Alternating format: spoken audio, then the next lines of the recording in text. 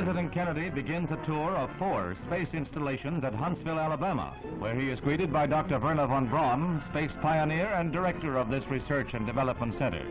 The missiles on display are dwarfed by the mighty Saturn rocket. This booster is the first stage of the rocket that will put the 3-man Apollo capsule into a 2-week orbit of the Earth in 1964 as a preliminary to a lunar shoot. The men who make it get very personal greetings. From Alabama to Cape Canaveral, next stop on the tour. At this U.S. space capital, the President has a long chat with Walter M. Schirra, Center, our next man in space, who is scheduled for a 6-orbit flight. The Commander-in-Chief learns from an expert. Next stop, Houston, where he is cheered by thousands of Texans on his way to a stadium for his key speech of the trip. At Rice University, there's a crowd of 40,000 present, and Mr. Kennedy calls for backing for the U.S. space effort. He says that we cannot afford to lag if we want to be in the forefront of nations.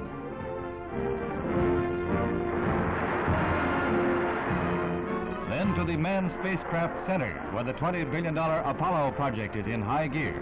Here, the President sees mock-ups like the moon bug that is being prepared for a lunar landing, and the Gemini, a larger Mercury capsule for 2 men and other space vehicles. The President receives a briefing on highly classified matter and seems pleased with the progress report when he inspects the apparatus that the U.S. is making ready for further conquest of space. It was in Houston that Mr. Kennedy emphasized the need for peaceful uses of space. Fourth and final stop is at St. Louis for an inspection of the McDonnell plant, where the Phantom II fighter bomber is built, as well as Mercury and Gemini capsules. The F-4H is a 1,600-mile-an-hour streak of lightning. The Gemini, which was developed here, will allow 2 men to orbit the Earth for 2 weeks and will be used for experiments in outer space rendezvous and docking missions. This winds up the President's first-hand look at our space program and our progress in the race for space.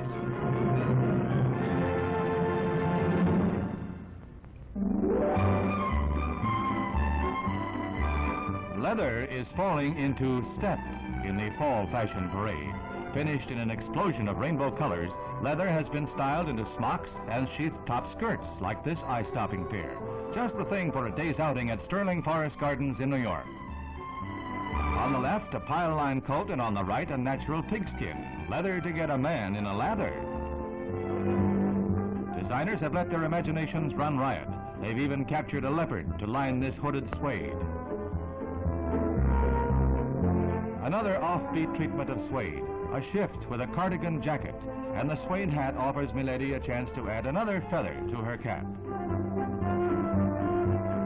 To enhance the classic tweed, this 3-piece suit is trimmed with suede, and hidden beneath the sweeping lines of the coat is a leather blouse. And here the shift is treated with a saucy bolero jacket, all topped with a kidskin turban.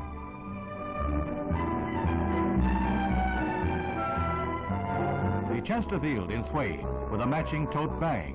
These are the fashions aimed at women who want something different. And name me one woman who doesn't.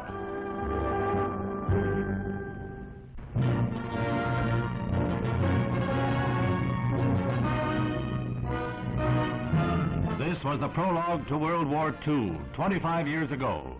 The people of Shanghai, standing firm against Japanese threats of aggression, were suddenly bombed without warning from the air and from the sea.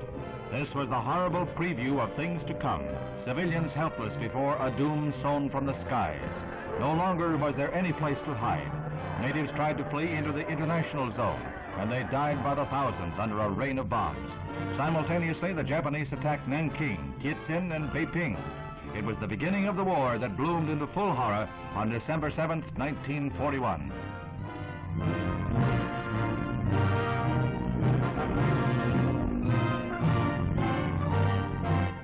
And the horror of any war can be seen in the faces of hapless victims.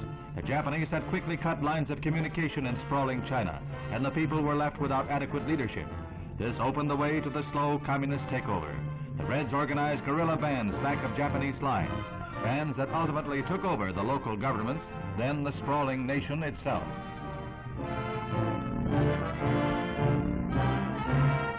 The United States lost no time in evacuating American nationals from the danger zones.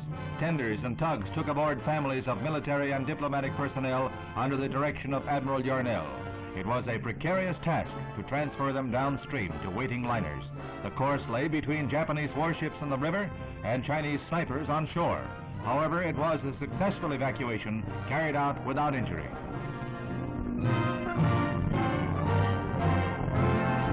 An inferno is left behind. Meanwhile, the United States moved swiftly to reinforce its garrison in the Far East. 1,200 Marines marched to their transports at San Diego on their way to war-torn China. Again, this was a preview of things to come. In 4 short years, American troops would once more pour overseas by the millions. It was the time for tearful goodbyes, the time for family ties to be broken, no matter how hard the task. The curtain had risen on decades of war and strife.